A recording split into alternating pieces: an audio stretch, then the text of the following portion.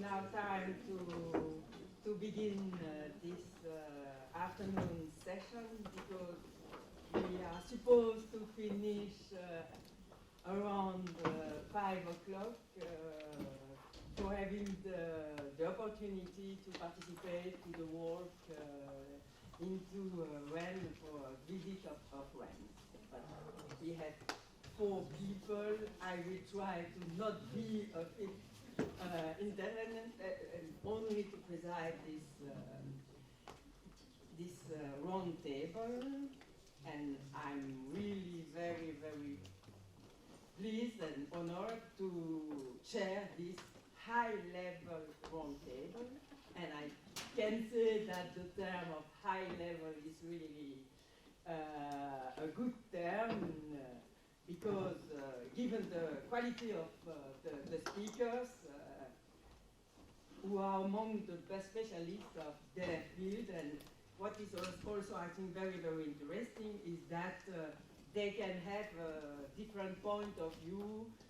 They are not only specialists of European law, but also specialists of question of investment, and I think that to cruise the analysis is in this kind of subject very, very interesting. And the subject of this roundtable is the 117 opinion. So the last opinion of the Court of Justice, given following an ask of the Belgian government. So it may be a reason why I can be, he can be here. I don't represent the Belgian government, and also it was a very, very particular situation for the Belgian government, because as Belgian government at the federal level, the government was supporting the agreement, was supporting this mechanism, but he had to give on the floor at the different regions, and mainly at the Wallonian region, and so the question asked to the court was in reality written by the former government of Wallonia, by Paul Magnette, who now is very well known for this action.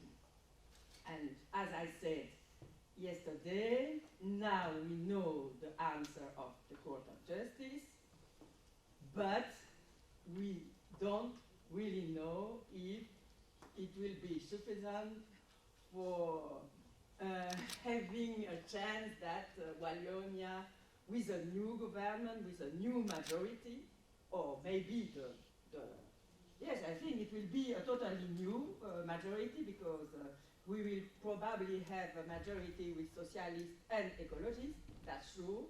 Maybe a fast left party in addition.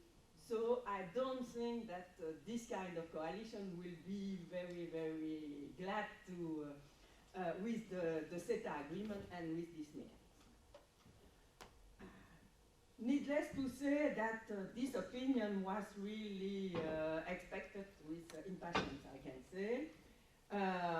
Indeed, in opinion 215, the Court of Justice had taken care to stress that it decided only to pronounce itself on the strict question of competence, saying that it will not speak about compatibility with the treaty, and seeming to introduce some doubt on this compatibility. So many, many authors after say, does it mean that following the jurisprudence concerning the ACMEA case, concerning investment, or also the opinion of the adhesion on the European Convention, many people saw that it was possible that the Court of Justice say that this kind of mechanism was not compatible with the European So now we have the answer of the Court of Justice, and I think that we have different questions. First question, is it a surprise or not? And I think that it will be very interesting to know, to have the opinion of the different participants and the different panelists. Is it due to some pragmatism of the Court of Justice? Is it due to the very specificity of the new mechanism introduced? Is this mechanism really a new mechanism? Does it so different from others? So is it a surprise? And also, as I have also already said, does it mean that now all the problems are solved, or will they have other opposition for the conclusion, the real conclusion, because now we have only the signature and the provisional application of the agreement, but without any provisional application of this specific and very controversial part of this agreement. And so now I finish a very brief introduction. As I have said, I don't want to make a fifth intervention, and I will immediately give the floor to Professor Ramses R. Wessels. And I'm very happy to meet for the first time. I know you very, very good, but we didn't have the opportunity to meet personally, and so I'm very, very happy for that. And Professor Wessels is coming from the University of Twente, and as he said in some way, he will focus on the notion of autonomy, and by making a relation between the opinion 117 and the opinion 213, so for on the European Convention. You have the floor. Thank you very much, Marianne, for this kind introduction. I shall perhaps use the microphone to make myself. For the recording. Okay, does this work? Yeah. Okay, thank you very much. It's a pleasure to be on this high-level panel. It's an honor to be on it. Indeed, we try to make a sort of division of tasks to prevent all of us saying exactly the same. So my very short presentation, by the way, will be about autonomy, and the colleagues will then go more into detail into opinion 117. Well, the picture you see here is of course also a commercial, I have to admit, but also to show that most of what I will say is based on a contribution to that particular book. One that I did, the contribution that I did together with Christophe Lyon. Look at this. Take a good look at their faces. Of course, we know the picture probably, right? Take a good look at their faces. I think this is exactly what happened, right? The court and his usual friend, the Court of Human Rights, they have this relationship, they're holding hands, they've always been holding hands for a long time, right? They're basically friends, and now, of course, they had some troubles due to opinion 213, and suddenly there is this new girl on the block called the investment court system. And the court, of course, seems to like that. And if you read opinion 117, you see, my impression was the court is overly enthusiastic on some of the occasions.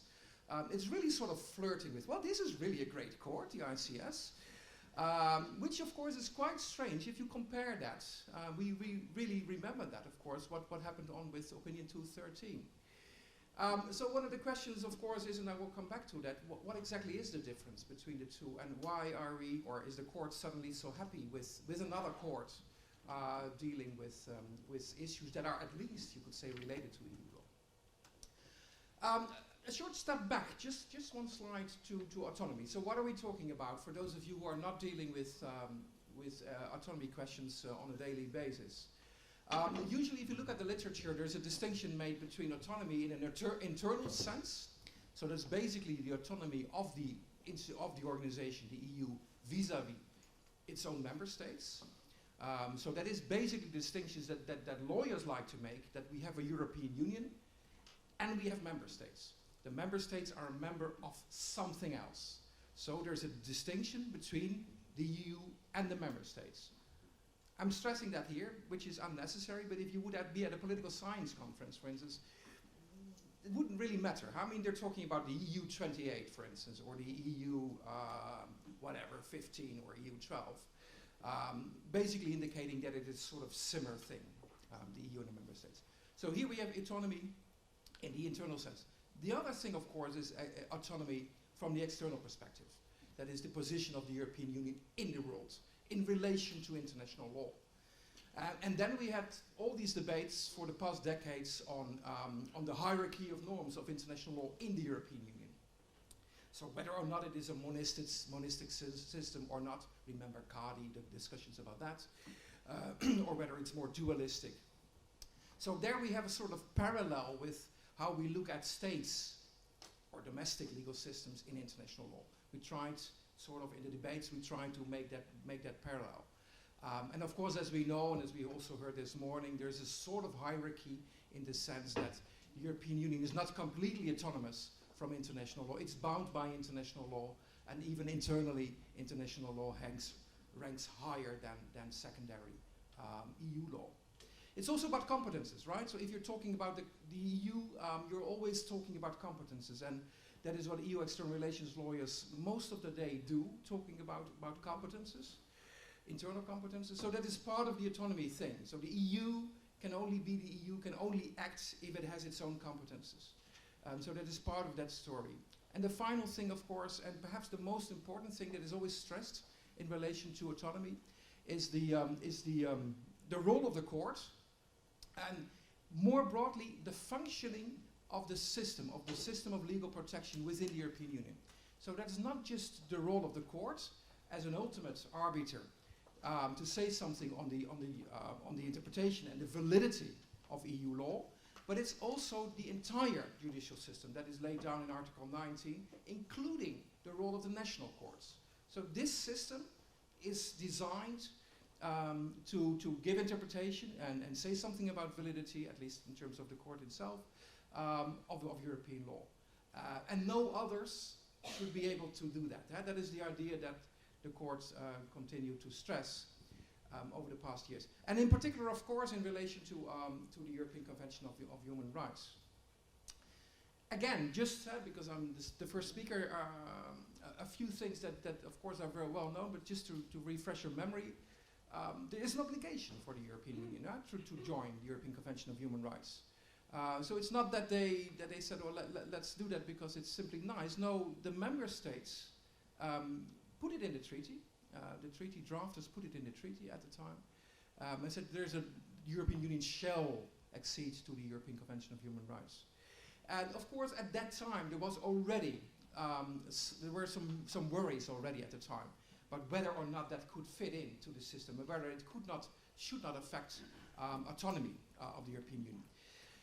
That was taken into account. If you look at Protocol number 8, if you look at Declaration number 2, you find all kinds of things that needed to be into account. So it was not something that was taken very lightly already when they thought of the idea of having the European Court of Human Rights say something on European Union law.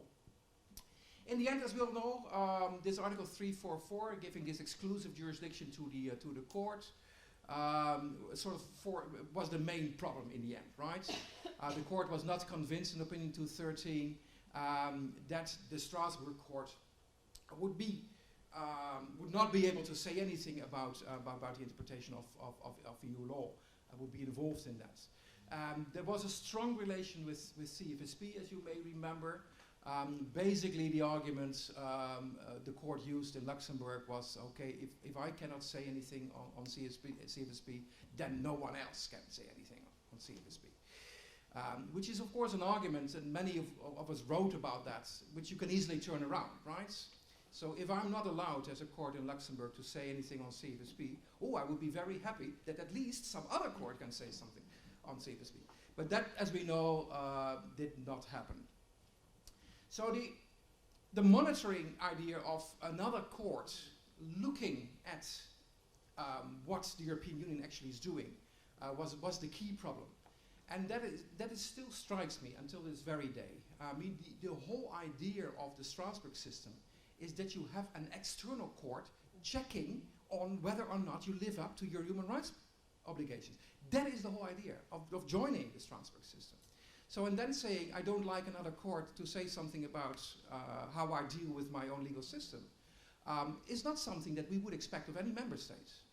So, again, that is something that we can perhaps discuss later. Also keeping in mind that the risk that our current member states do not really know how this works is no longer there. There's so much case law on this. I think we can trust the member states, and also the European Union should trust itself that by now it has a mature system, and should be open to external scrutiny by now. It's an adult system by now. So that's opinion 213. And then of course the difference with 117.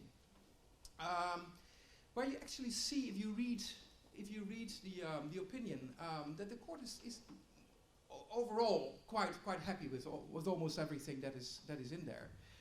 It respects the division of powers. We had this discussion with respondents, etc. At 213 at the time. That does not seem to be a problem anymore. The court, and I quote them, there is no jurisdiction to interpret the rules of EU law other than the provisions of CETA. So there are guarantees, in the words of the court, that everything will be fine and autonomy is respected. There are many typos in this presentation. I just noticed, and every time you see a typo, my hop flight from Amsterdam to Rennes just bumped a little bit, and you see the typo coming up. So autonomy is respected, but one of the things, and I'm sure that we'll come back to that during the discussion, is of course the preliminary rulings, I think. So in contrast to what we had nicely designed in the accession treaty with the European Convention on Human Rights, where we all did this nice system of possibilities to check beforehand whether EU law could possibly be violated, there's nothing in here. So they left out the entire, more or less that's my interpretation, the entire system of a sort of preliminary check. The reason being, and as also the court argues, it's not really necessary because the international courts system will take EU law, and that is of course an important quote, take it as a matter of fact. It will just take it as it is. And that is one of the reasons why the court said I'm less worried in this case, because they will simply not interpret EU law. Is there nevertheless a possible risk? Yes, there might be a risk. There is always the possibility, of course, that the ICS tribunal interprets EU law in a different way, slightly different way perhaps, but even that may have repercussions for other things than what you could expect on the basis of the court's case law. And this quote, again, is, I think, one of the important ones in this respect. While Article 8, the CETA adds that the appellate tribunal may also identify manifest errors, so they may identify manifest errors in the appreciation of the facts, including the appreciation of relevant domestic law, in the case of the EU law. It is nonetheless clear from the preceding provisions that it was in no way the intention of the parties to confer on the appellate tribunal jurisdiction to interpret domestic law. It was not the intention of the parties. So yes, there may be a risk, but this is not what the parties wanted. I trust that the parties actually behave, is what the court seems to say here.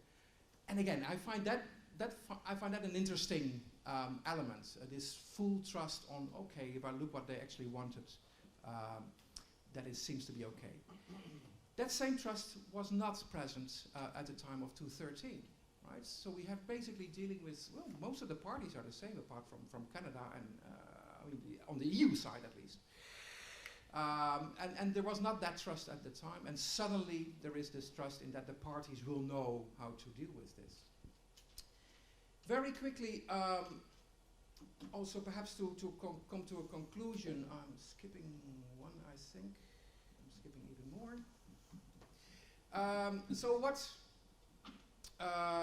what kind of examples do we have? Again, just to refresh your memory and perhaps as a kickoff to the discussion. It is possible. I even skipped another one, I think. Yeah, it is possible, of course, for the EU to participate in IDS, in international dispute settlement systems. It's not excluded by definition. We see that the EU is participating and is a party sometimes to proceedings before other courts that also sometimes have to deal with EU law. 17 international courts there are, and the participation of the EU is rare, true, if you look at those 17. But for instance, at the WTO, of course, we know that it happens quite frequently. And in fact, the EU takes over, even if it's a member state case. They seem to be in the lead there. So in the World Trade Organization, it happens. And it's also interesting to remember that at the time that this system was created, Opinion 194, this was not an issue. The issue of oh my God, now there's another court or another tribunal going to say something on this was not an issue at all. That was not in Opinion 194. So there was this sort of trust already at the time. And of course, the other example that we've seen over the past few years as well is ITLOS, the International Tribunal for the Law of the Sea, where sometimes the European Union even is very, very present in those proceedings. So there are examples, there are more examples of success where it actually works. There are also examples where it didn't work. And just again, to refresh your memory, apart from 213, we had Opinion 191 on the European Economic Area. What was the problem? Well, this was external judicial control is okay, but we don't want that external tribunal to say anything about the division of competences between the EU and the member states. So if anything would affect that division of competences, then there would be a problem. 176, inland waterways, there was this problem with combination of judges that would sit on both tribunals. And there was also a risk of forum shopping, and we had the European Patent Court 109, where you had a similar problem with the judges, and a risk again that this judicial system would be affected in terms of the domestic courts also not being able to completely fulfill their function.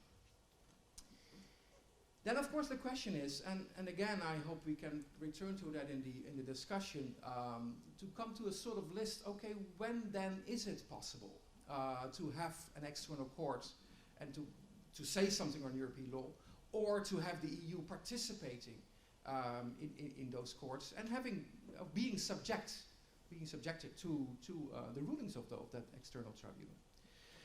If you look at the different situations that you find in the literature, it's not so easy to find clear-cut criteria on the basis of which you can say, okay, in this case it would be possible, in the other case it would not. To me, Opinion 117 was a surprise. You ask, was it a surprise? Yes. To me it was a surprise. It was so easy.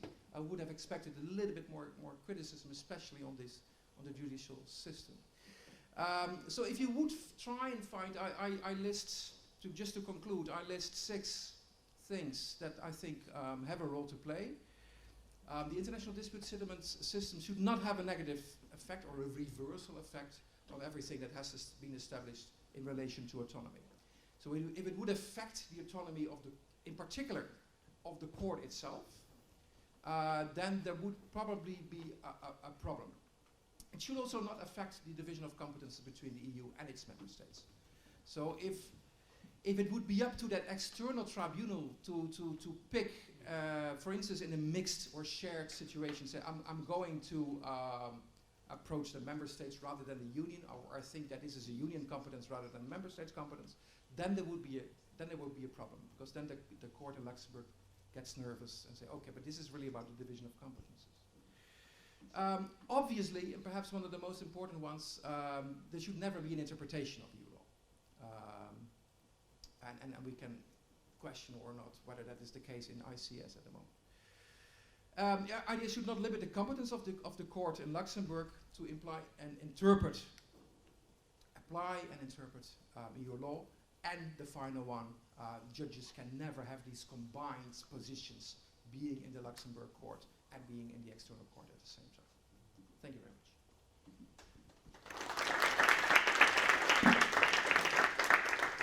Thank you very much, dear colleagues. It was a very interesting, very clear, and highly instructive presentation.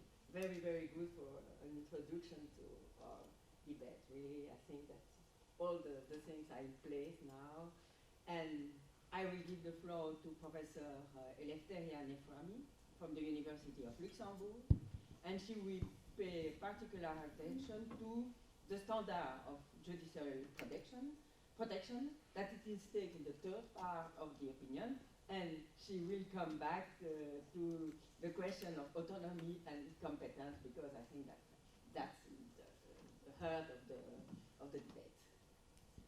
Thank you very much, Professor Downey. Thank you for inviting me to participate in this roundtable. Indeed, I will focus on the third part of the opinion. I recall that in Opinion 117, the Court of Justice held that the mechanism for the resolution of disputes is compatible with EU law in three aspects. First, it is compatible with the autonomy of the EU legal order, EU law. Second, it is compatible with the principle of equal treatment and the requirement of effectiveness. And third, and this is the point I will focus on, the investment court system is compatible with the right of access to an independent tribunal. So I would like to raise some questions with regard to this third part of the opinion. Concerning the compatibility with the right of access to an independent tribunal. The court held indeed that the investment court system, the tribunal envisaged by the CETA, is compatible with Article 47 of the Charter. In my view, and without entering into the content of the standard of judicial protection, in my view, three questions are raised here, and I will deal with these three questions. The link with the question of autonomy. Second, the legitimacy for a European standard of judicial protection. And third, the applicability of Article 47 of the Charter. So my first point with regard to this third part of the opinion, judicial protection for the court is not a question of autonomy. It is dealt with in the third part of the opinion and not in the first, where it deals with the question of the autonomy. The court recalls that the competence of the Union in the field of international relations and its capacity to conclude international agreements entails the power to submit to the decisions of the court. So the access to a tribunal is a question of competence, covered by the competence of the Union, and it is a question of compatibility, but not a question of autonomy. And here we have a difference with Opinion 213 and also with ACMEA, because in the ACMEA judgment, the very existence of an ISDS mechanism is considered to be in conflict with the question of autonomy. Here in 117, no question of autonomy, so only question of compatibility. However, the compatibility with constitutional principles, such as Article 47 of the Charter, judicial protection, is a question of autonomy. So I think that the Court of Justice could have seen the compatibility with Article 47 in the first part, where it dealt with the question of operating in accordance with the constitutional framework of the Union. So in this part, instead, where the court dealt with the question of autonomy, the Court of Justice examined the balance between the protection of the investors and the protection of public interests. This is a question that has been discussed previously, the regulatory autonomy of the Union, which in reality is a question of judicial protection, because you have the balance between the judicial protection of the investors and the regulatory autonomy of the Union. And of course, the court recalled that the CETA preserves the discretionary powers, the regulatory autonomy of the Union, because it limits the discretionary powers of the tribunal, which has not the competence to review the choices of the Union or the member states. So the court so held that the preservation of the regulatory autonomy is compatible with the autonomy of EU law, but here we have a question of substantive judicial protection. So why the court distinguishes between substantive judicial protection, which is a question of autonomy because of the specific balance of interest, and procedural judicial protection, which is an autonomous consideration of access to justice in the third part of the opinion. While the establishment of a tribunal and investment court systems aims to respond to criticism with regard to judicial protection in both aspects, both procedural and substantive. So the court distinguishes between limitation of the competence of the tribunal, which is a question of autonomy, and access to an independent tribunal, which is a question of compatibility and not of autonomy. So we go to the second point of my presentation. The judicial protection is a question of compatibility. It's not a question of autonomy, it's a question of compatibility. Compatibility with what? With the European standard of judicial protection. So we have another question here. Why a European standard of judicial protection? Is it an internal perspective? But if we read the opinion, and if we read the opinion of Advocate General Bolt, we see an external perspective, which is contradiction with the applicability of a European standard. What is this external perspective? In paragraph 200 of the opinion 117, and it was mentioned previously in the presentation on sustainable development, the court held that this mechanism in the CETA stands outside the judicial system of the parties, and is the independence of this tribunal, the system, is inextricably linked to the objective of free and fair trade that is stated in Article 3.5 of the Treaty of the European Union. So the court takes an external perspective, and the Advocate General Bolt also developed an argument based on the principle of reciprocity, which can legitimate this European standard of judicial protection. It is not about exporting a European standard, but it's a question of reciprocity. The court did not did not follow this point of the analysis of Advocate General Bolt. According to Advocate General, reciprocity is one of the guiding principles in EU external relations. So we have again an external perspective, an international law perspective, judicial protection as an external action objective, so principle of reciprocity. Mutual trust, which applies in the EU, does not apply in the relation between EU and Canada, so it is necessary for the Union and Canada to establish a system according to a common standard of judicial protection, according to the principle of reciprocity. The court did not take this view of reciprocity, but took the view of Article 3, paragraph 5. Still, it is an external perspective, and it is an external action objective of the Union to promote the establishment of a tribunal with all guarantees of independence. But it comes in contradiction with the argument of the court and the legal basis, which is Article 47. If it is an external perspective, so why Article 47 of the Charter applies? And why not link this standard of protection with the common commercial policy? Because as it has been mentioned, and as we know, in Opinion 215, the court held that sustainable development provisions are absorbed by the common commercial policy provisions, because common commercial policy is to be conducted in the context of the principles and objectives of the Union's external action. And one of these principles is rule of law, is judicial protection. So why not consider that it is absorbed by the common commercial policy, and so the guarantees of independence and impartiality are based on the international law standard and not of the applicability of Article 47. But it is not the position of the court. So I move to the third point of my reflection. Is it linked to the question of competencies indeed? So why consider that Article 47 of the Charter is applicable? The court gives an explanation which, in my view, is not convincing. The Belgian government held that the Charter does not apply, and other governments held that the Charter does not apply. The court simply said that when we examine the compatibility of an international agreement with primary law, it includes the Charter. Yes, it includes the Charter, but here we have an Article 47, which, according to the wording of this provision, applies to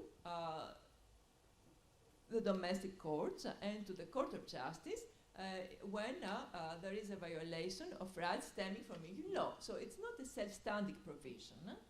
It applies to the judicial system of the Union. Article 47 of the Charter, I'm not talking about the standard of judicial protection, but here we have the applicability of Article 47 of the Charter. It becomes a self-standing provision in internal cases, but here we have another contradiction. The court underlines that the investment court system is not part of the judicial system of the Union, but the Article 47 applies. The court says that it is not a hybrid court, it is a court system, but it is outside the judicial system of the Union. But how we explain that it is not absorbed by the external objective of common commercial policy according to the value of judicial protection, and there is an application of Article 47 of the Charter. So I come back to the reflection I expressed. Is it linked to the question of competence? Because if we read it together with Opinion 215, there the Court of Justice held that ISDS provisions fall under shared competence of the Union and the Member States because such a system removes disputes from the jurisdiction of the courts of the Member States. So does it mean that the investment court system of the CETA is not part of the judicial system of the Union, but it falls under the obligations of the Member States to ensure implementation of EU law? Because if they remove these disputes from the domestic courts, it is under shared competence. So in that sense, linked to the question of competence, which leads to mixity, because of this statement in 215, it leads to mixity.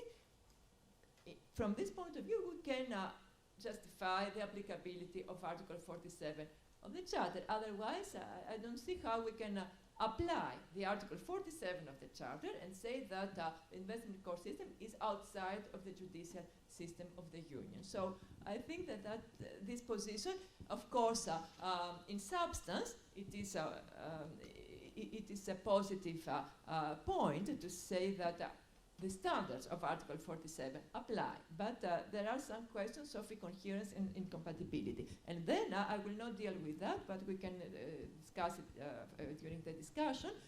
Then the court, after having admitted the applicability of Article 47 of the Charter, examines the question as to whether the investment court system responds to the standards of access, which is not convincing neither because there is an engagement to ensure access, but it's not already the case, and independence and impartiality, where there also I think that it goes too fast.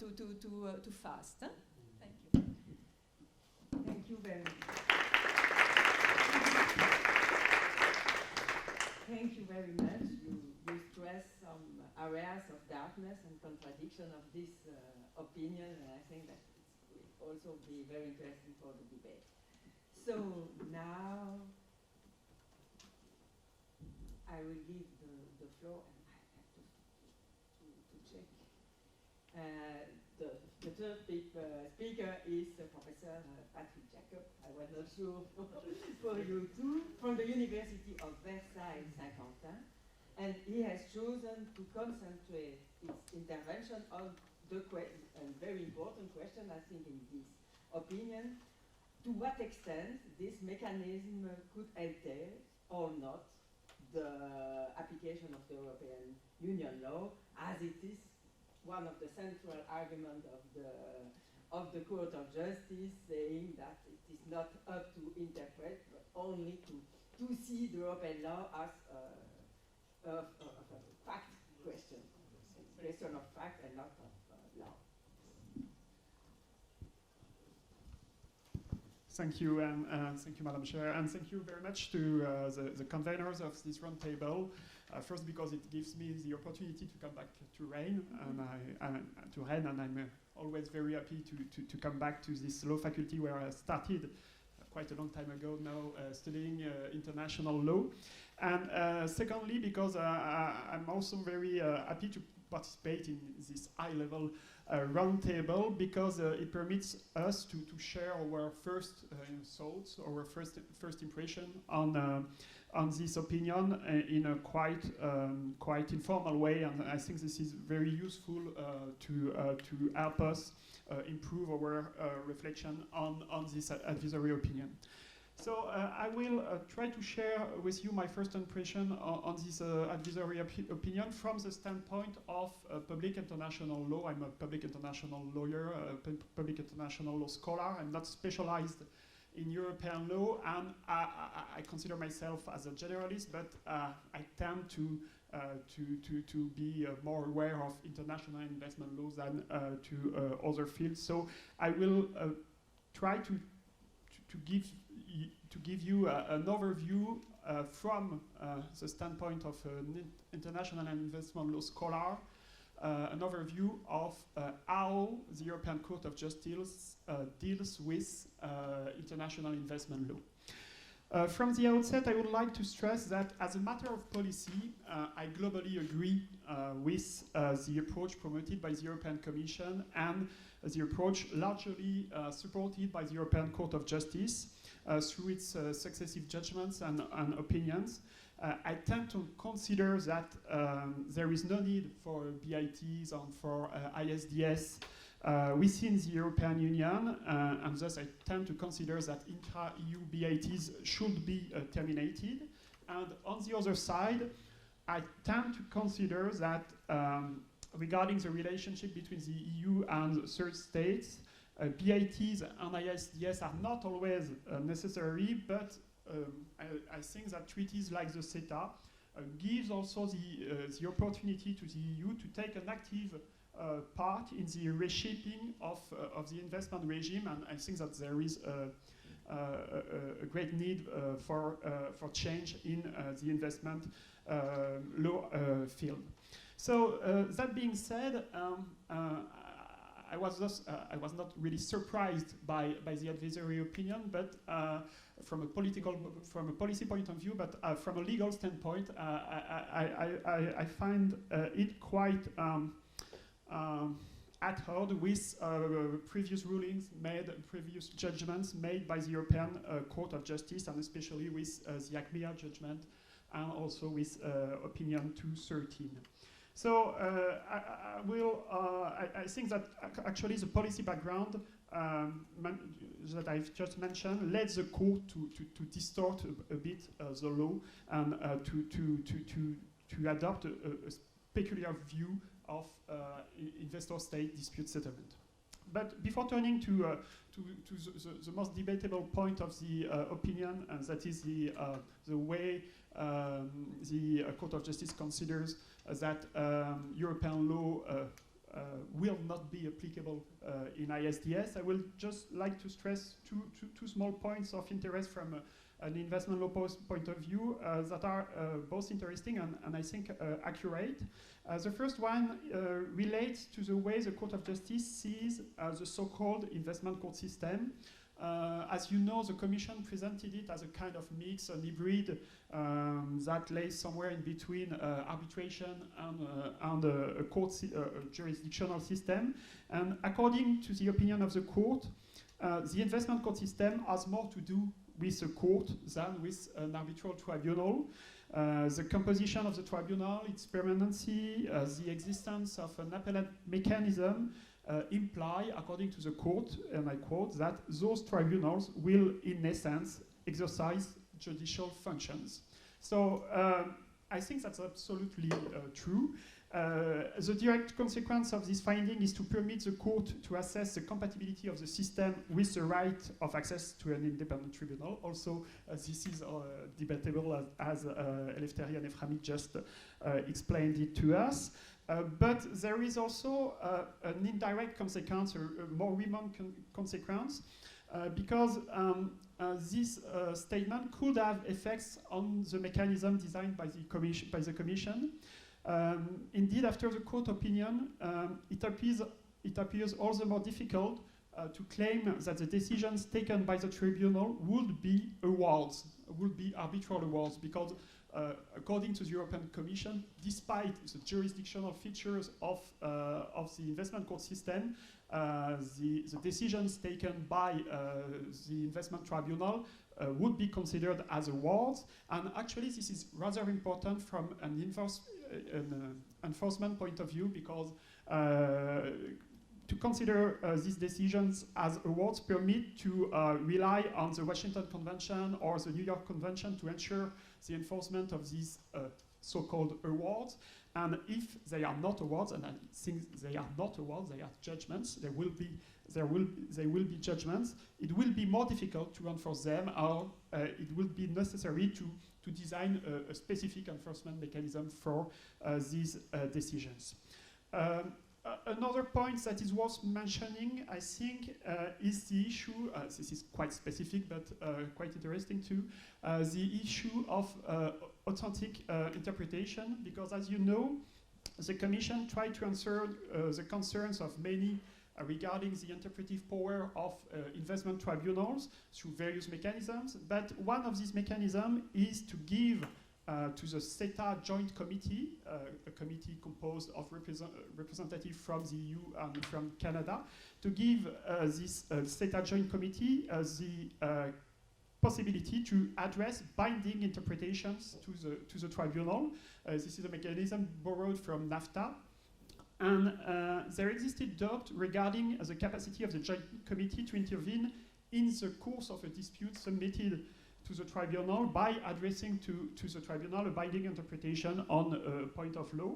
And according to the court, this will not be possible, because such intervention from an executive power in the course of a judicial process will contradict with the right to an independent tribunal as protected by the Charter on Fundamental Rights. So this is rather specific, but it is quite interesting because it permits to see that the Joint Committee will not have the power to intervene in the course of a judicial proceeding. And I think that's quite interesting, and that can raise new concerns from those who are afraid of the interpretive power of investment tribunals, and that could be afraid of the interpretive power of this specific tribunal.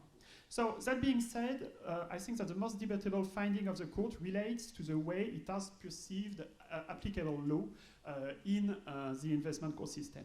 So according to the court, the investment tribunal will never apply nor even interpret EU law, but will at much take it into account as a matter of fact. Thus, the establishment of the tribunal will not have adverse effect on the autonomy of the EU legal order, and especially will not affect the monopoly of the European judicial system to apply and interpret EU law. So once again, I think that it is absolutely correct, but this finding is very hard to reconcile with those that were made by the court in the Acmea judgment and in the advisory opinion 213. So as regards first the Acmea ruling, the court, as you remember, considered, based on the specific wordings of the BIT that was at stake, the Dutch-Slovak BIT, that the application of EU law by an investment tribunal was not excluded.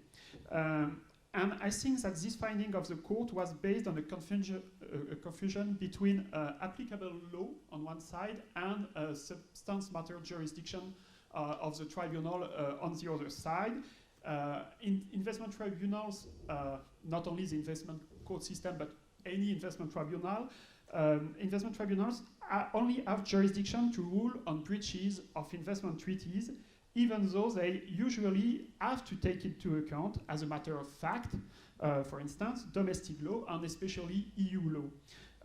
Never, to my knowledge, has any tribunal agreed to decide a claim based on the breach of provisions external from the BIT that provides its jurisdiction. So I think that the IAGMEA ruling is wrong when considering that the investment tribunal set up in order to apply the Netherlands-Slovakia BIT would have the possibility to apply EU law. It would never have the possibility to apply EU law. The only thing an investment tribunal can do is to take into account EU law as a matter of fact, and it will be the same for the investment court system, despite the specific wording of the CETA. I think that there are many provisions in the CETA that are stressed by the European Court of Justice in order to make sure that European law will not be applied by the investment court system. But actually, I think that these wordings, these provisions, only make clear what already exists. So I think that there's something, I think that the effect of the opinion, I think that the opinion is accurate, but its effect is to weaken the position followed in the IAGMEA judgment. So of course, there's other rationales that justify the IAGMEA ruling. One of them is the idea of course, mutual trust among member states. Another one could be the fact that the CETA is a treaty concluded by the EU and not only by its member states. But the insistence of the court on this second point could signify that treaties concluded between member states and third states remain at risk.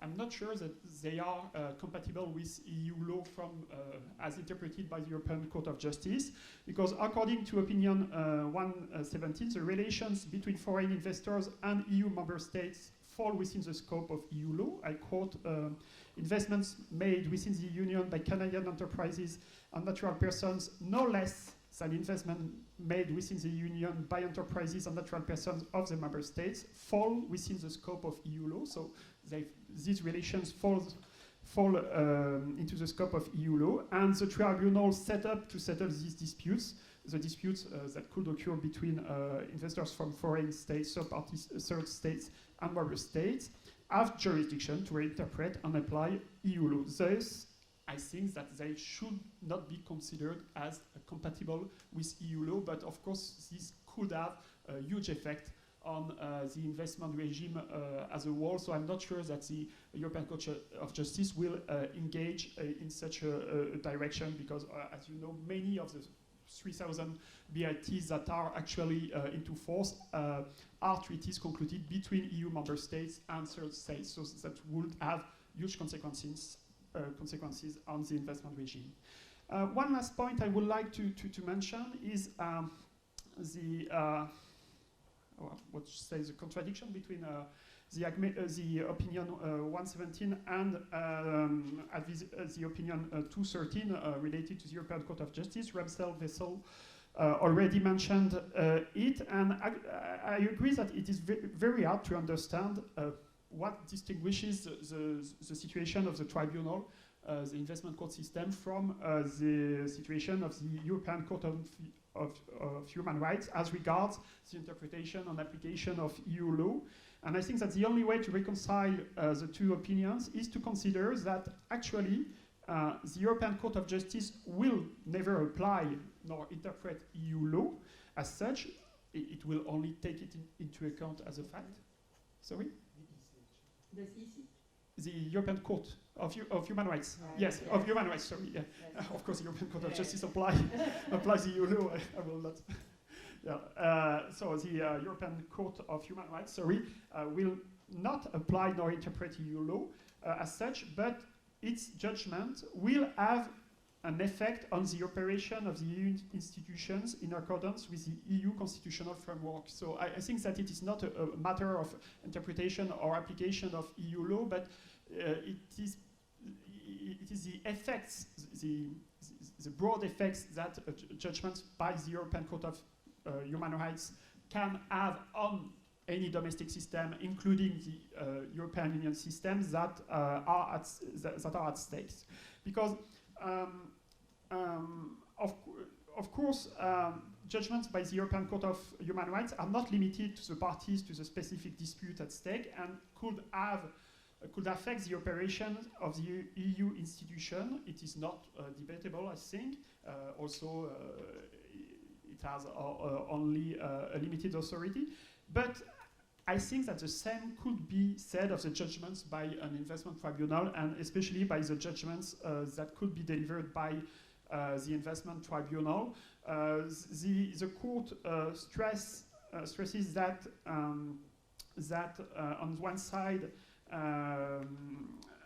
the tribunal will not have the power to affect the regulatory space of the state parties, once again relying extensively on the wordings of the CETA that are, according to me, just a clarification of what already is in investment law. And on the other side, the court also stresses that the tribunal does not have the power to cancel decisions taken at the EU level, but only to repair the loss suffered by an investor. So this is also a point stressed by Advocate General Bolt, the idea that it is only responsibility mechanisms that will not affect as such the law of the European Union, but I think it is perhaps too optimistic to ignore the indirect, the remote effects of such tribunals that are also designed as ways to prevent states to act wrongly, and that thus have a broader normative power than that extend beyond the scope of the specific disputes they have the power to settle. So at the end of the day, I think that advisory opinion 117 appears reasonable, but I consider that it weakens the findings previously made by the court in its much more debatable advisory opinion 213 and ACMEA judgment. Thank you.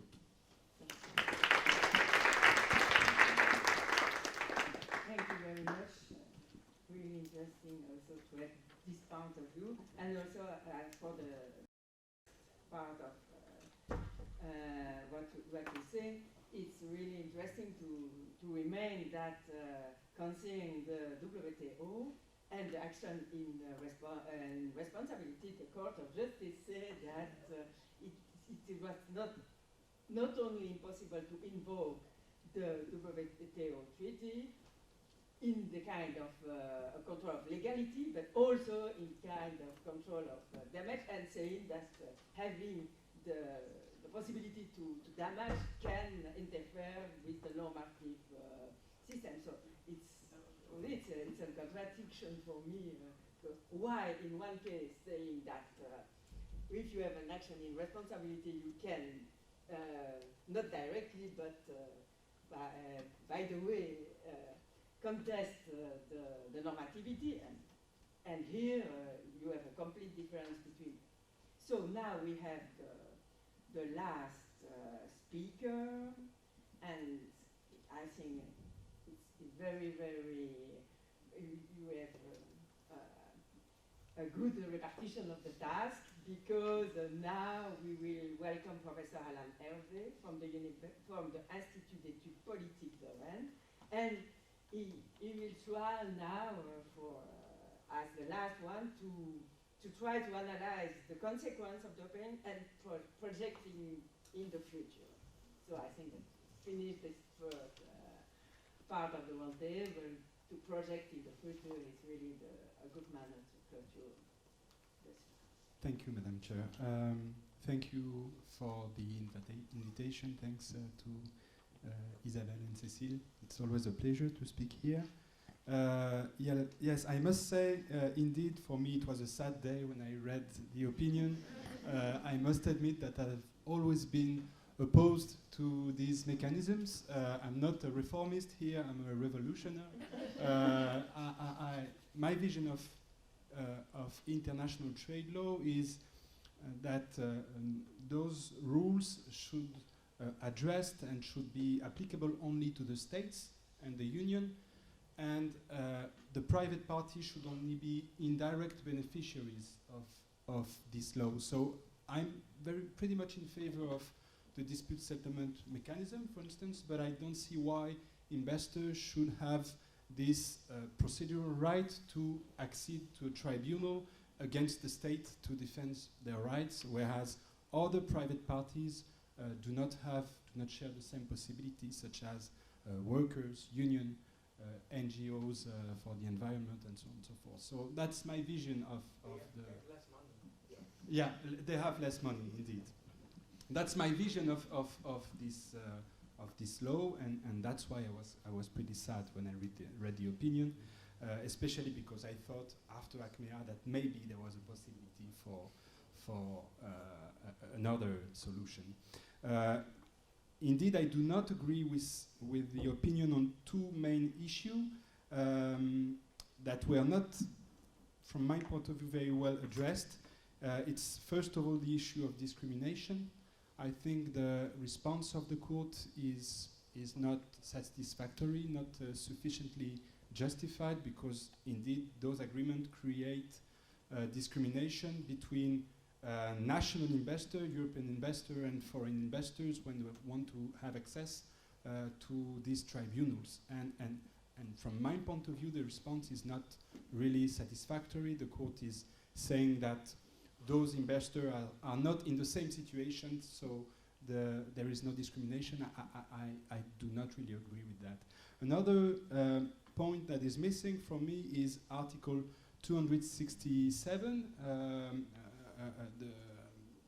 This article was at the center of ACMEA, and for me there is a problem with those mechanisms, is that under the CETA agreement, under I think it's Article 8.22 or 23, an investor that bring a claim before those tribunals should, and I quote, waive its right under other procedure, even internal procedure. That means that in some cases there will not be preliminary question addressed to the court, and for me it goes clearly against the autonomy of the EU legal order. I think this point should have been addressed by the court. I was really expecting a response on that, position on that, and it's not in the opinion. I haven't seen it, so I'm a bit disappointed with that. Well, anyway, I've lost the battle, so I will speak about the possible consequences quickly of the opinion. Possible consequences on future EU FTAs, and also on the content of the future provision and these FTAs. We spoke about that yesterday, but we should recall that the opinion is not on the issue of competence as such. The competence in the field of foreign direct investment and dispute settlement is still a shared competence, which means that future trade agreements will have to be, not necessarily, but I think politically mixed agreement, and that is why after Opinion 215, as we know, the Commission decided to split the agreement and to negotiate in parallel agreement, FTA's agreement, traditional one, and an agreement on investment with this court system. So this won't change. I don't see any change. I just see a political change, which could be important, as we are all lawyers here, so we might not see that clearly, but the political effect of the opinion is very strong. The day after the opinion, you could see on Twitter many people, not lawyers and journalists, saying, well, the court said that this system is compatible with EU law. And I think it has a real effect on decision makers. Even in the Council, that's a very strong argument for the Commission to make the conclusion possible. well, we will see with Belgium, but I think it is quite a strong argument that politics could raise, saying there is no problem with fundamental rights and the respect of EU law and the non-discrimination principle and so on and so forth. So this will certainly create an incentive to conclude those agreements. Otherwise, I think the main consequences is that after this opinion, the Commission, the EU negotiator, will be forced to follow, to keep with the so-called new approach that we've described before. It is not possible anymore to negotiate from the EU side an agreement, a traditional BIT agreement with arbitration as it used to be before and as it used to be, as we recall, in the first version of the Singapore and the CETA agreement in 2014. This is not possible anymore. Indeed, the ECJ constitutionalized the EU new approach in a way. And that is very interesting, the way the ECJ is co-writing the future trade agreements. That strikes me when I read the opinion. We can speak, for instance, about the judicial function and the judicializations of this mechanism, which is, from my point of view, compulsory now. We spoke about accessibility, independence, impartiality. Those principles will have to be respected now. That is true, especially as in the opinion, I haven't seen that in previous opinion before. The court seems to use what we called before the French Conseil constitutionnel conformité sous réserve mechanism. That means that the conformity is conditioned and certain conditions will have to be respected. There is a very good example of that is when it comes to, I can't remember the number, the issue of accessibility, where the court says that for SMEs, for small and medium-sized enterprises, as such, the agreement is not in conformity with the accessibility principle. However, the court notes that Statement 36 of the Declaration of the EU should be respected, and if it is respected, then the accessibility principle will be respected. So that is very interesting to see that the court said, well, as such, the agreement is not compatible, but there is a declaration from the EU side that makes it compatible if it's really respected. And I haven't seen that before, and I'm wondering why maybe the court should have done the same thing in opinion 213. That could have made the opinion could have been really different. There is many examples like this. This is only one of the examples of a conditioned compatibility of the agreement. Well, what will the other trade partners of the EU will do with this opinion? There is the case of Japan, for instance, which do not accept the EU new approach, which defends, as far as I know, the traditional approach. And so that means that no agreement will be possible with Japan as far as Japan doesn't change its position. The same can be said about the TTIP, or if there is a TTIP one day.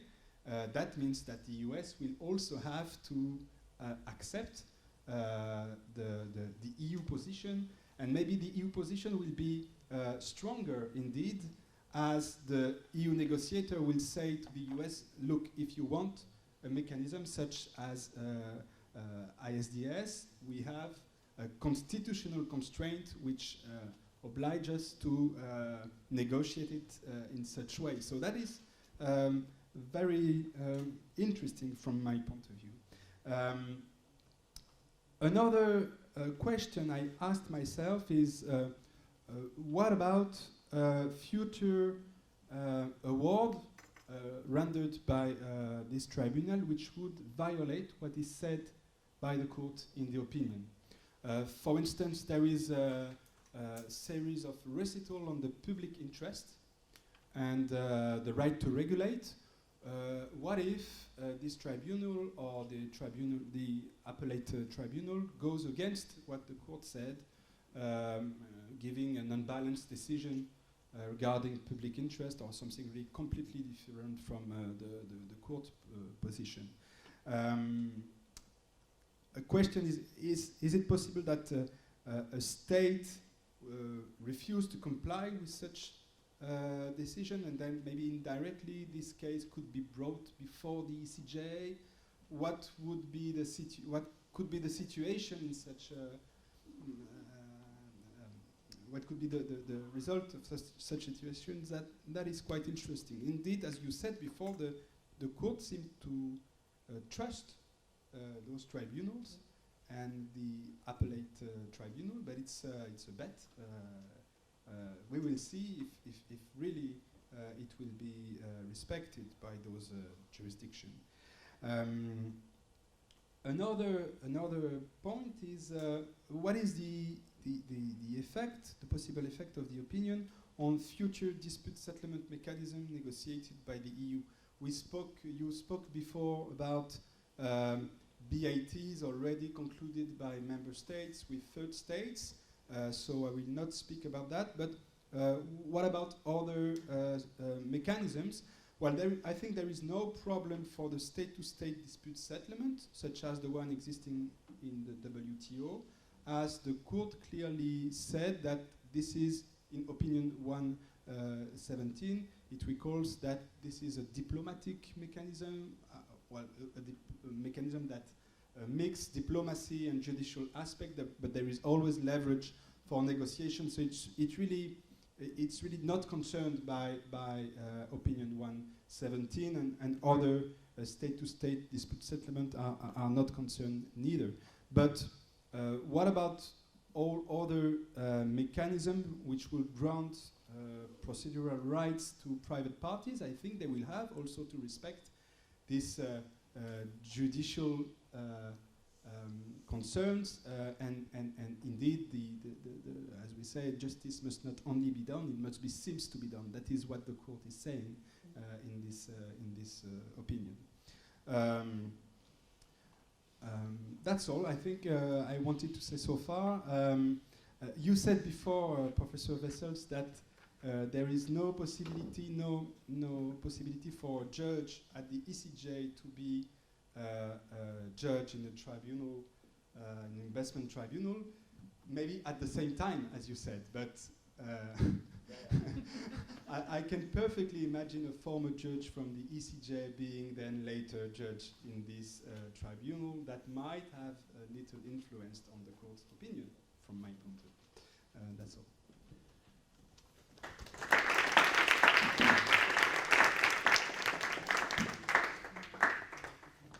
Thank you very much.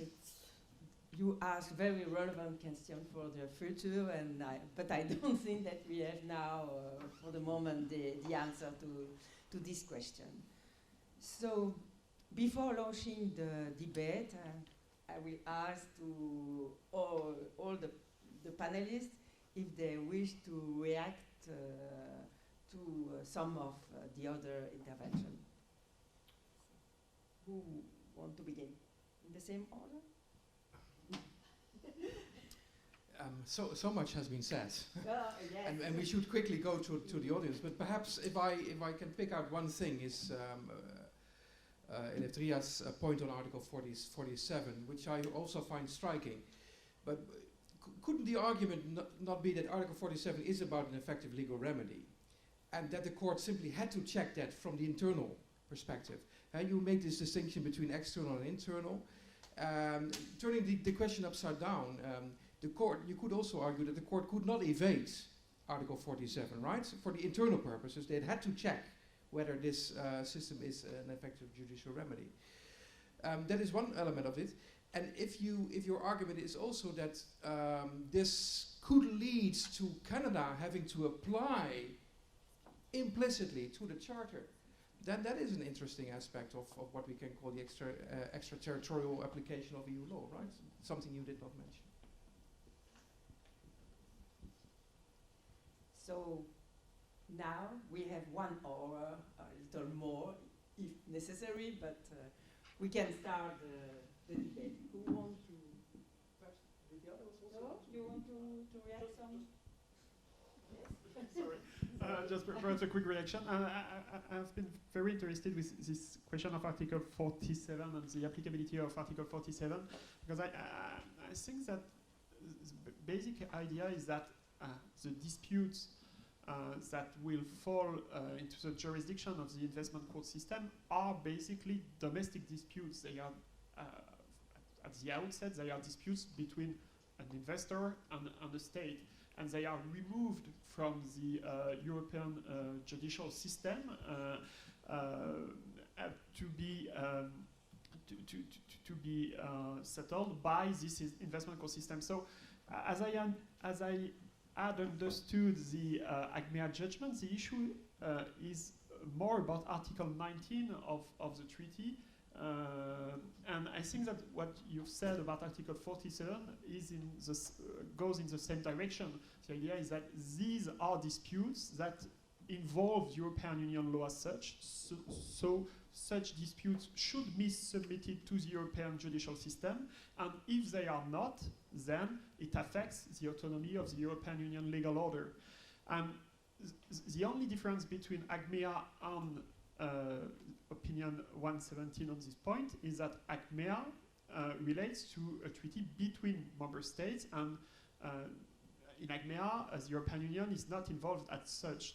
So this removal of certain disputes from the European judicial system to arbitration affects the competence divide between the European Union and member states, and it is perhaps the case with the CETA, but with the CETA, the European Union and the member states agree to this modification of the competence divide, and thus it is okay from the standpoint of the court. I think so.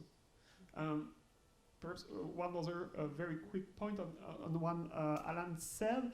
I would just like to stress that actually the position, the approach taken by the European Union appears obvious from a European standpoint, but it is highly debated in international investment law, and many states are completely against the proposal of an investment court system and a multilateral investment court. So it is not that easy to impose to the European Union counterparts the views of the European Union and the system, and this is perhaps one of the reasons why I'm not so I see it as an attempt to make the investment regime better than it is now. Thank you. So,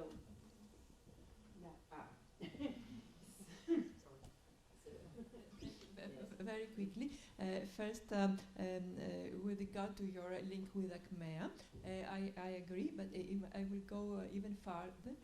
In my view, ACMEA is really an internal judgment, the internal constitutional system of the Union, because, of course, you mentioned that the court held in ACMEA thought the tribunal may apply EU law, but what it said exactly was, apart from the fact that the dispute may relate to, apart from this fact, that means for me, even if it has nothing to do, the main point of ACMEA is indeed the fact that by having recourse to an ISD system, there is no trust from one member state to the judicial system of the other member state. So this is the point, because finally it was a question of mutual trust and loyal cooperation. And to come back to Ramses, of course, the court would have to is obliged to check. But my point was the applicability of Article 47 of the Charter and not of the standard. The standard of judicial protection could have been applied by analogy, as the court does with the citizenship case law, when it says when the directive does not apply, will apply by analogy the provisions of the directive. If we take Article 47 of the Charter, it's not easily a self-standing provision which could apply beyond the judicial system of the Union, because in the case law of the Court of Justice, Article 47 of the Charter is too much linked to Article 19, as you said, and to the judicial system of the Union. So, you see, finally. When you spoke about Article 47, maybe the court could have said that Article 47 was a general principle of EU law, and that would have been more rational, therefore, to apply it to external agreements. But even then, the question of Canada would remain interesting, right? So imposing something on another. That's why the argument of reciprocity was Exactly. maybe easier to describe. So, who want to start? No, it's okay. No. I think I can No, okay. speak without the microphone. I would like to continue on Article 47. Maybe the question of the applicability of this disposition can be questioned also because Article 47 applies to a tribunal. And the court considers, relying on the criteria, the classical criteria of Article 267, that the ICS is a tribunal, especially because its jurisdiction is compulsory. And the argument used is because the agreement has no direct effect. So if the investor wants... Sorry, you have to use the authorization. Yes, so I was saying that the argument was because the agreement has no direct effect, then the investor has to go in front of the ICS to take advantage of all the disposition of the investment protection. So is this really an argument for a compulsory jurisdiction? Of course, for the state defender it is, because it has consented to the jurisdiction of the tribunal, but is the ICS compulsory for the investor? The Commission stressed many times that the investor could also rely on national jurisdiction. So is the ICS a jurisdiction, a tribunal in the sense of Article 47? It's a question about also the applicability of this disposition.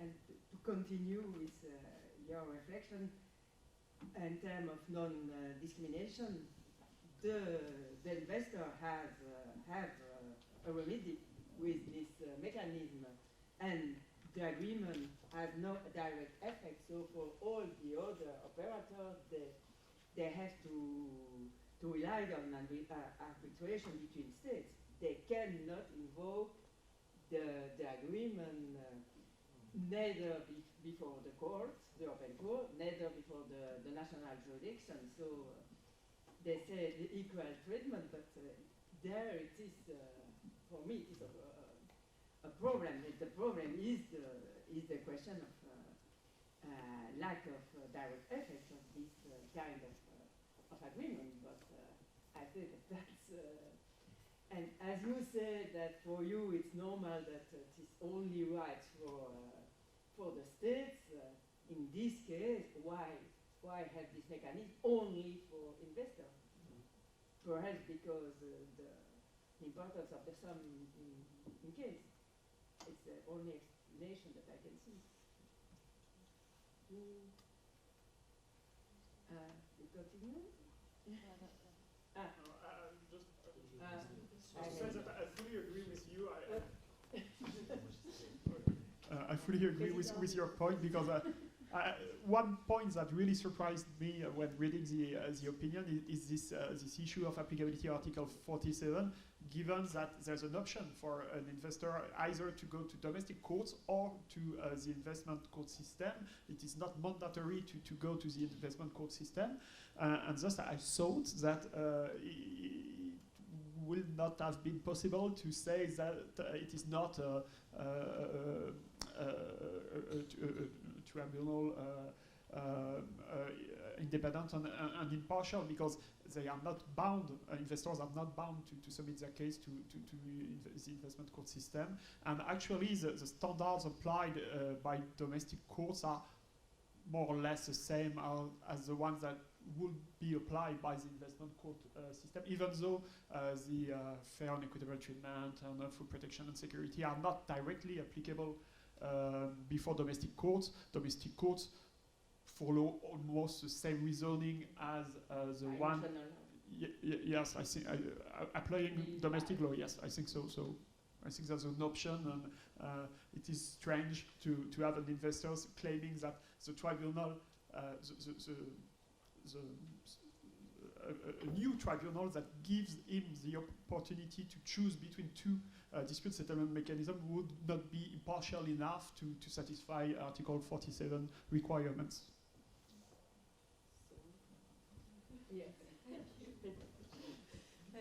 And I would like to continue with the reflection of applicability of Article 47. If we consider that the jurisdiction is compulsory, which may not be the case, but in any case, the court underlined, emphasized that it stands outside the judicial system of the parties. So while the Charter applies, it's not an autonomous base of competence. The Charter applies where EU law applies, and in the judicial system of the Union, the member, and the EU judicial system. Maybe I wonder when the court held an opinion. So it's a question I have. When the court held an opinion on Singapore opinion that the dispute settlement provisions, because they remove disputes from the domestic courts, fall under shared competence. So we have necessarily a mixed agreement. So what is the legal basis for the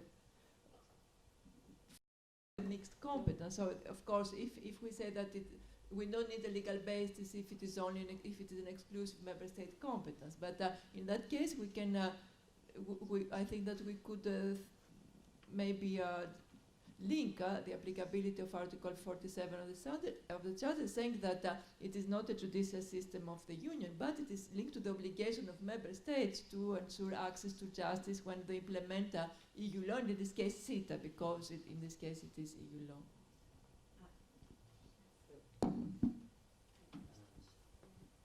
Thank you. Maybe I'm saying something wrong, but I think it's the opportunity to discuss it. Here it seems to me that Article 47 is not addressed to the investors. It's for the states. So it's a fundamental right of the states to go before an independent, impartial tribunal. The accessibility is another question maybe, but it's also a right for the states to be judged before an independent jurisdiction. Yes, but the question of access is the access is different, yeah. But I'm thinking, is it maybe a fundamental right of the states to be? I'm not sure they are fundamental rights. Yeah, exactly. Who want to? Yes. Maybe I have a question to all the panelists, and it is an impression of benevolent interpretation of the agreement, and also the role of non-compulsory instrument like the joint interpretative instrument and the statement. I was really very impressed by the importance given by the court to this kind of instrument, and also I come back to the debate in Belgium, and some people say that it was not a success for Wallonia, and that this joint interpretative instrument, and the statesman didn't change anything, and that when Paul Magnette said we have the new CETA and the old CETA, but here we can see, and for me it's the first time that I see the Court of Justice giving such an importance to this kind. What do you think about that? And also, when you compare with the opinion 213, you have a very benevolent interpretation, positive interpretation, and it was really quite different in the opinion 230, which was kind of, we say in French, méfiance. It was always the worst interpretation of the agreement who was chosen by the court in the precedent case, and here it is the more positive and more the more positive solution that is chosen. Maybe a reaction or to continue? Agree. Yes.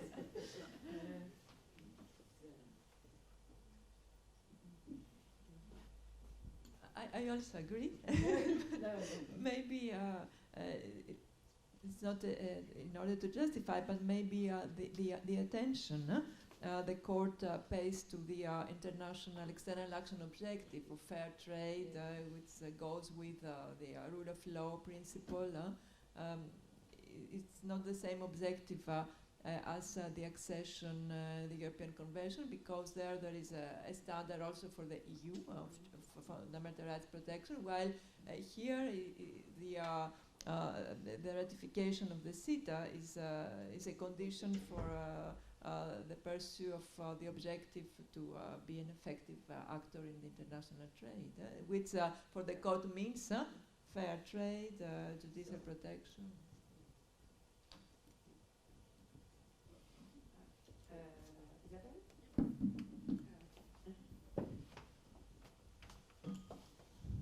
Thank you for your very interesting presentations. I just have a general remark to Alain, maybe for a remark or question on what Alain said. Because if I understood you well, you mentioned that, or you said that the Court of Justice is now co-writing the future trade agreement. So you emphasized the political role or the political function of the court in EU external action. And I was wondering whether you consider that as something new. I rather understood that you are quite critical with this kind of political role of the Court of Justice, but because it seemed to me that the court always had this political role in external action. If you look at the EEA opinions, for example, the 2 EEA opinions, or the case law about development policy, the court has always had a strong political role in. I don't know if we can say that she co-writes the agreements. It's probably it's an exaggeration, over-exaggerating, but I'm not sure that we can say there is here something like a new trend in the jurisprudence or the case law of the court. It's just and another remark, because we talk about the opinion 117 and the bilateral relationship between the European Union and third states. And I was wondering, maybe the question is more for Patrick, do you see any impact on multilateral level? Because we know that the ICS is the first step, is a step towards a multilateral system. So I was wondering how you see that from an international law point of view, how you see that for the future of the multilateral investment tribunal.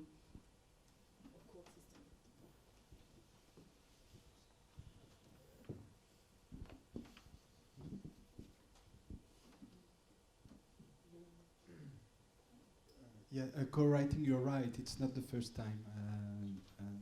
But maybe here it's a question of degree and intensity, as the EU really has the intention to negotiate lots of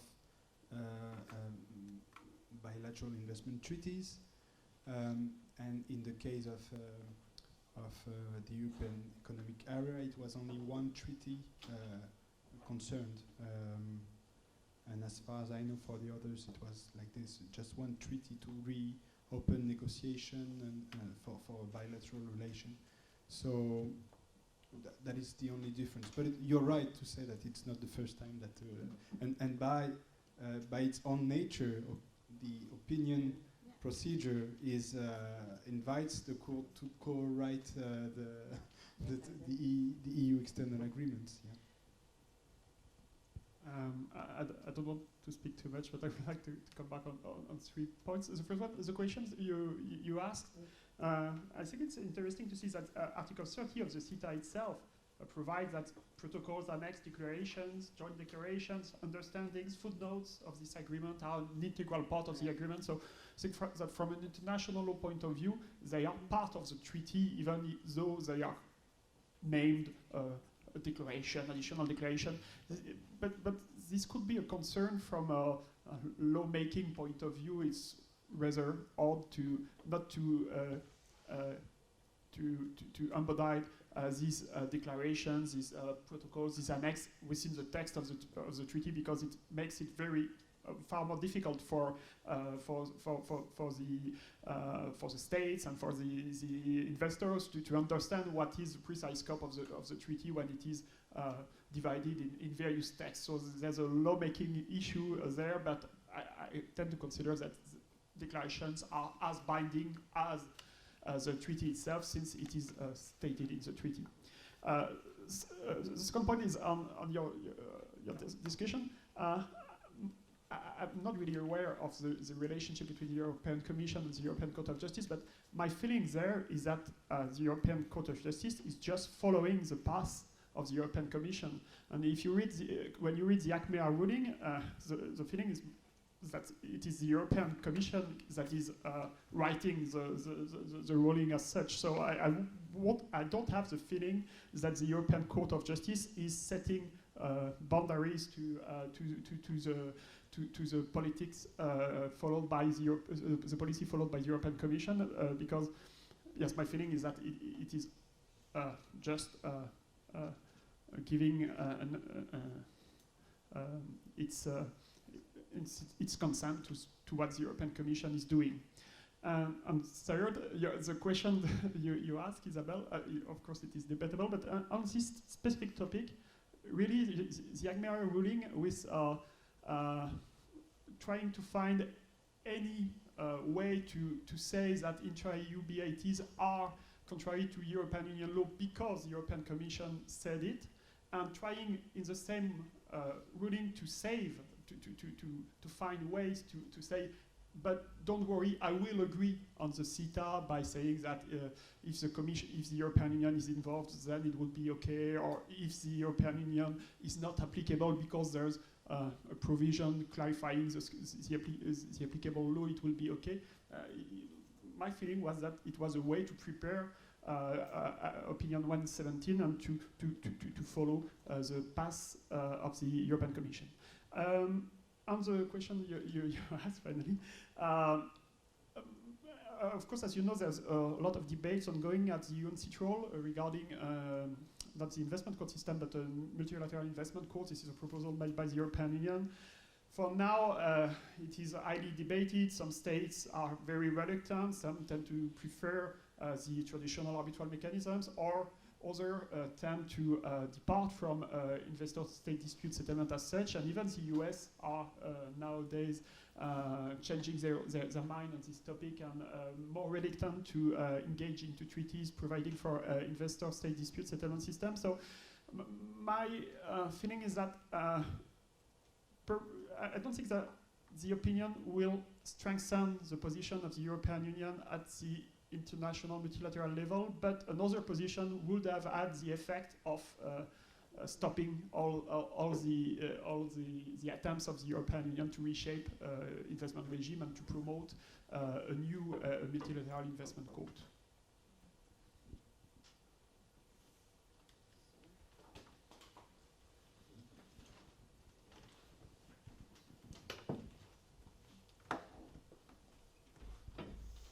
Thank you very much, and thank you very much for very interesting presentations.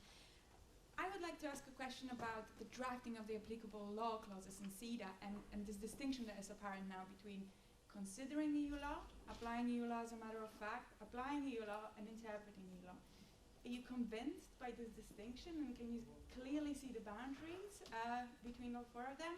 And I think for me the boundaries are blurred if you think about a norm of EU law that is ambiguous and hasn't been applied by the Court of Justice yet, but has to be applied by the Investment Tribunal.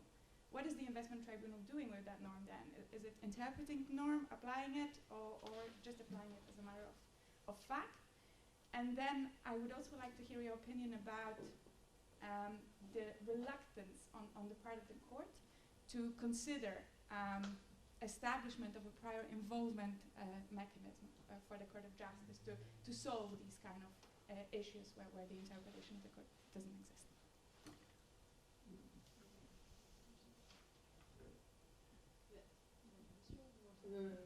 Yes. Yes, continue. Thank you very much for this roundtable, and I had a question about another time about Article 47 of the Charter, and it was to know if you see maybe a contradiction, and maybe it's not, but between the fact that the Court of Justice applies Article 47, that says that Article 47 and Article 47 normally says that there must be an effective remedy to defend a right that belongs to a person, and at the same time the European Court of Justice says that the CETA has no direct effect and therefore does not belong, there is not a right belonging to one person.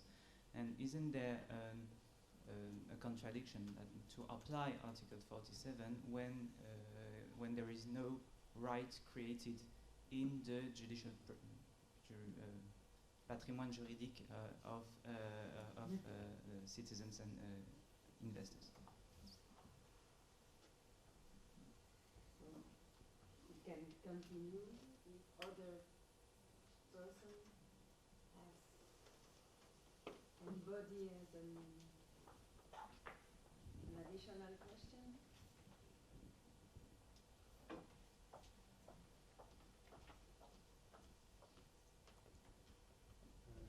Yes, I have the start of a reply to your question. Indeed, it will be really complicated to make a difference between interpreting EU law and considering EU law as a matter of fact. I think it's much easier for a panel at the WTO or the appellate body to consider the law of the states or the union as a matter of fact.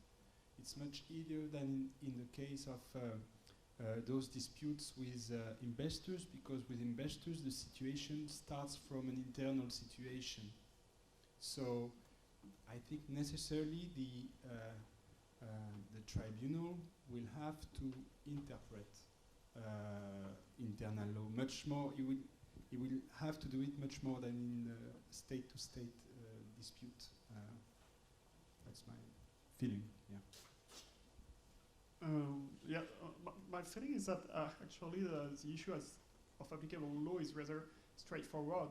It is only the BIT as such that is applicable in the context of international law. So it is possible also to apply the rules regarding the interpretation of treaties or the rules regarding the law of state responsibility, for instance, in order to apply the investment treaty as such. But my feeling is that the lines between the divide between applying the law and taking into account of other aspects as a matter of facts, for instance, or as a way as a context for interpretation, has been blurred by the European Court of Justice when she was in search of a way to declare intra-EU BITs contrary to European Union law. This is my feeling, because I fail to see how an investment tribunal could apply as such European Union law. The only way is to say, well, for instance, the Dutch, Netherlands, Slovakia BIT provides jurisdiction for an investment tribunal to decide on any dispute related to an investment. So it is conceivable as a matter of principle to have a claim brought to the investment tribunal based not only on the treaty, but on domestic law or on the contract, or let's say on European law. This could be a way, because the jurisdictional clause of the BAT is very broad. This is a clause that gives the tribunal jurisdiction over any dispute related to investment, and not only to disputes related to the implementation of the specific BAT as such. So this could be a way. This could be a situation in which the divide between applicable law and interpretation of other sources of law could be blurred. But if you think about the Mikula judgment, the Mikula award, for instance, of course, the tribunal had to interpret European Union law in order to decide whether or not the conduct of Romania was fair and equitable. Because if it was in line with EU law, there's more chance to believe that it was fair and equitable. And if it was in breach of European Union laws, then it would have been a clue of its unfair and inequitable character. But of course, investment tribunals, just like the WTO, just like any tribunal, has to interpret European Union law or domestic law in order to apply the BAT, but this is not the same thing, according to me. Your point, the point you mentioned, is very interesting, and there has been a huge debate in investment law regarding the question of whether or not rights are actually conferred to investors by BATs, because BATs are usually considered as not having a direct effect, are not being self-executing in domestic legal systems, and nevertheless, it is clear from the practice that investors have a right to bring claims before investment tribunals, and this debate has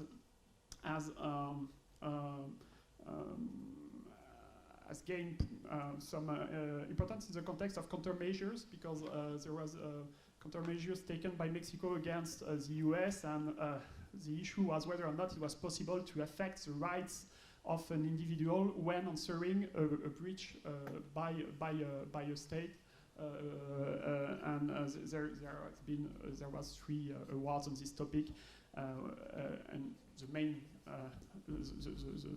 the dominant view is that individual investors or companies have rights under BATs, even though these BATs are not directly applicable in domestic legal systems.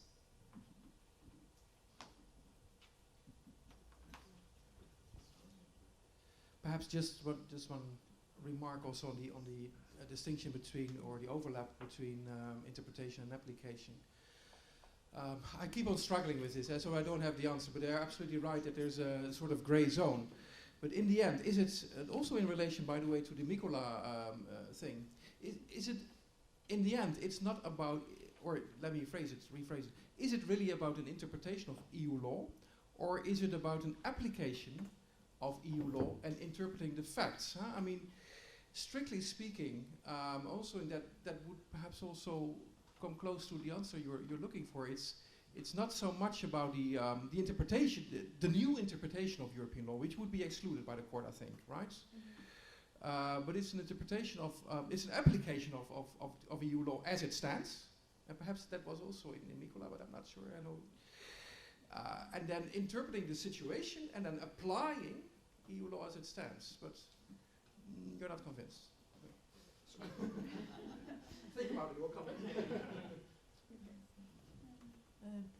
Yes, concerning the question about the contradiction, I don't really see contradiction between applicability of Article 47 and the absence of direct effect, because it concerns the applicability of the standards of judicial protection in the investment court system. So even if there is no direct effect for the domestic courts, I see the contradiction rather in the fact of considering that the system is outside the judicial system and the applicability, because either it is judicial systems of it's not the European Union, but it falls under the competence of the member states, and so the obligations stemming from Article 19, so the Charter may apply, or the standard of protection applies.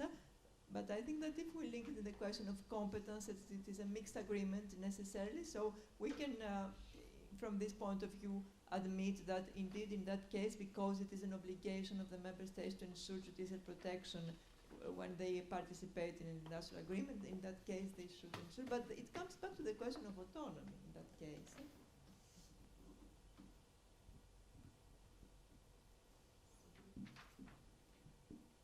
I have a follow-up question.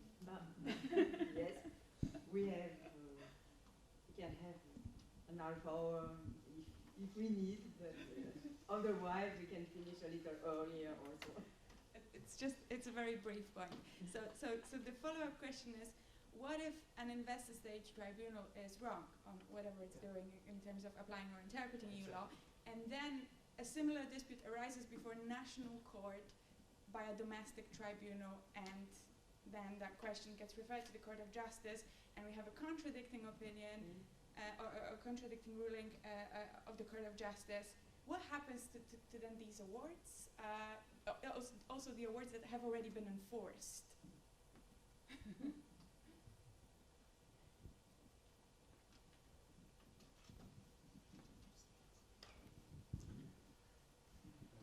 Yeah, I'm not sure of the response neither, but in the CETA, in article, it's 823 or 822, it is said that this would be a violation of the agreement as an investor which goes before the arbitral, the tribunal for investors should waive its rights under and refuse therefore to bring future claims before domestic courts. So if the case is then brought before the ECJ through a preliminary ruling, the ECJ might say that there is here a violation of the obligations that are in the agreement. But I meant a different claim concerning the same law by domestic. It was on different basis. Yes. Ah, on a different basis. Okay. Because EU law offers equivalent protection. I do not have any answer. I think it can, you're right, it can happen. Your point is that in a specific case, the investment tribunal could interpret European Union law as a matter of fact, for instance, to decide whether or not the state was bound to do something, for instance, to withdraw a state aid or something like that. And the tribunal could say, well, the state was not bound to do it, thus it is unfair and unequitable according to the BATs, then the state is responsible, and then a similar case come to the European Court of Justice, and the court said, well, it was mandatory actually to do that, and the state had no room to decide otherwise. That could happen, and I don't see what could be the solution, and perhaps is that why the European Court of Justice is so reluctant to see investment tribunals even interpreting European Union law as a matter of fact. Yes, in Article 822.1.g, it is said that the investor should waive its right to initiate any claim or proceeding before a tribunal or court under domestic or international law with respect to a measure. So it is the measure that is concerned. So the scope, for me, is quite large. Yes.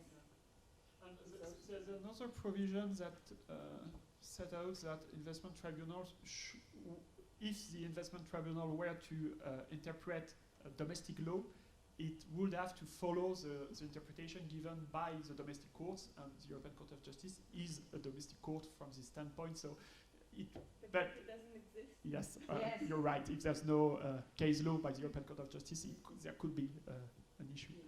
But actually, I won't say that it is usual in international dispute settlement, but it is not rare to have contradicting positions taken by various tribunals, and this is the way international law works.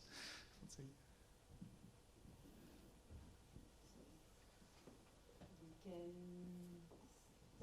bit? Nobody.